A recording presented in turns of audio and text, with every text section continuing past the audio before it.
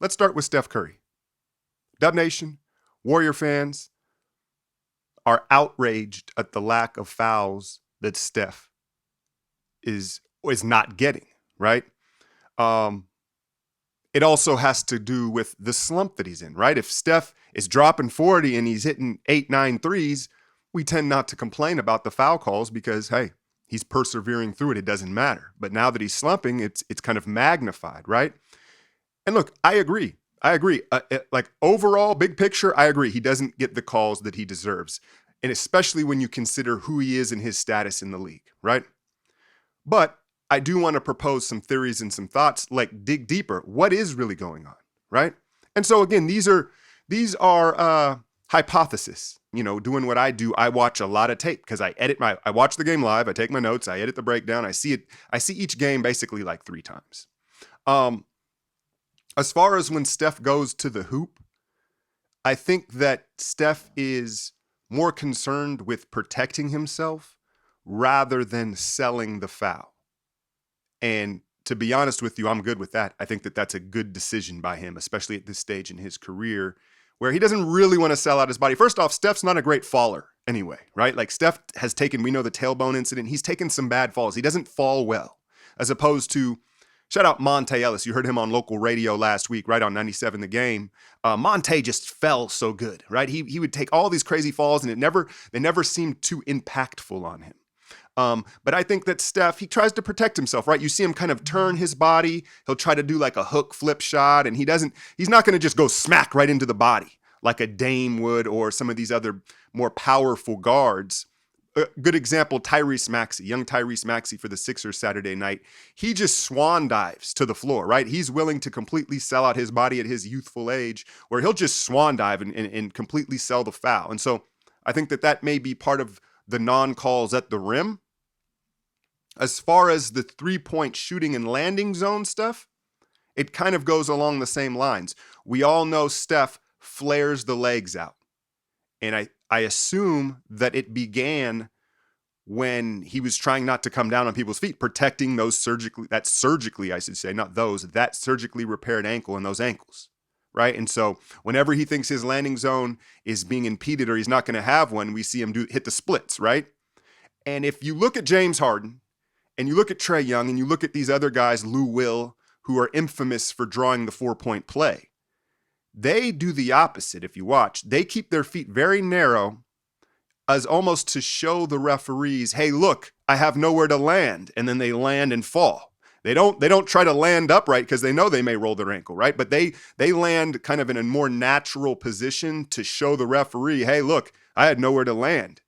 And obviously risking more ankle tweaks. And so I think I'm just, again, hypothesis. I'm not saying that that's exactly it, but I think the leg flaring and then again, protecting himself basically in both cases, just in different ways.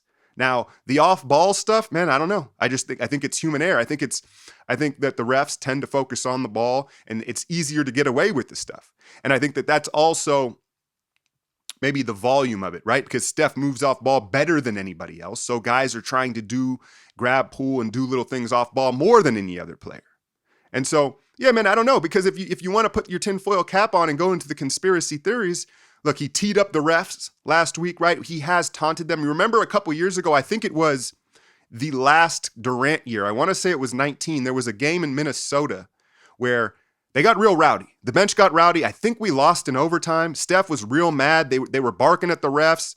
And I remember for like a month after that game, we couldn't get a call. We could not get a call. And again, that team was, kind of the evil empire, if you will. But you look at Steph's status. You look at how beloved he is around the league, and it just doesn't make sense. You would think that he would get the benefit of the doubt.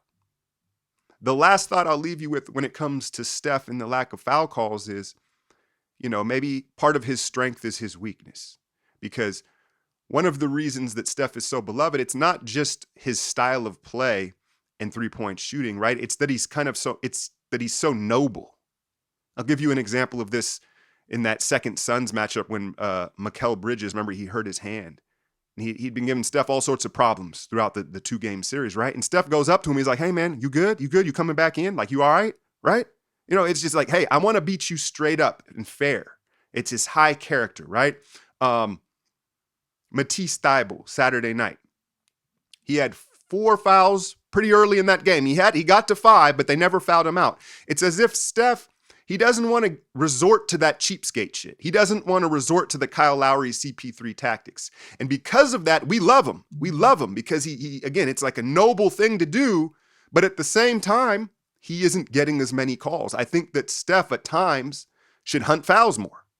And I know that the pump and jump rule is out of the game now, but I don't just mean that. I think that he's more than capable, especially off ball, if he stops short and does some of that stuff. Again, back to the nobility of Steph and how classy he is, how much of a class act. Maybe he needs to get on the mic and say something and bring it to the league's attention. Like, hey, do it in a classy way, as he always does, but be like, look, man, this is because he never says anything about it, really. So that's how I feel about it. My guy James here DM'd me a very thoughtful rebuttal to something that I had said last week when it pertained to James Wiseman and Jonathan Kuminga. My guy James came with this, again, very thoughtful rebuttal here. I'm going to read it for you. Listening to the Hezi, and I hear you say that Wiseman lacks feel for the game and it factor when comparing him to Kuminga. I remember very distinctly seeing moments where Wiseman demonstrated an obvious it factor and a feel for the game. So much so that people were ready to call him the next Greek freak. Unlike Kuminga, Wiseman was placed into a poorly defined role of an offense that has never been designed to highlight the abilities of a gifted scoring center, and asked to play off instinct. This made him look like he lacked feel when he really just wasn't put in the position to shine. That is not the case for Jonathan Kuminga. He gets 5-minute spurts, and he has a very defined role. How can you make these conclusions about either one when they have not seen the same type of environment? If given more minutes in a larger role, I'm sure Jonathan Kuminga's flaws would make it easy to come to the same conclusion you came to about Wiseman. Conversely, if the Warriors hadn't botched Wiseman's rookie year, we might all be singing him. We might all be singing his praises as we speak. I added that, as we speak. That's a good rebuttal, man. And look, when Wiseman struggled his rookie year, that was part of my take. And that's why I haven't panicked with the feel when it comes to James Wiseman, because he is, in a way, a unicorn, right? If James Wiseman had played a year at Memphis and he was 6'8" wing, right? Then the lack of feel and experience would be far more concerning. But when you're a 7-foot kid and we know how little basketball he's played, he can't go get run at a normal high school gym, right? Like if James Wiseman, let's say when he was a senior in high school, he can't just go to play pickup ball and get good experience. He's too big and freakishly athletic. It's not apples to apples. So I understand that point, but I still feel the way I feel. And to be more specific with why I feel that, there's 3 things with Kuminga. Timing. Okay, his timing on everything is just much better. And one could argue that's innate. Like you're not going to teach someone timing, right? And then his innate ability to be physical and play through contact, seek contact. He likes it naturally. That's not to say Wiseman doesn't like contact, but we saw him struggle with physicality, right? And then I see a little nastiness to Kuminga, right? There's a little chippiness, a little I'm better than you, that juice.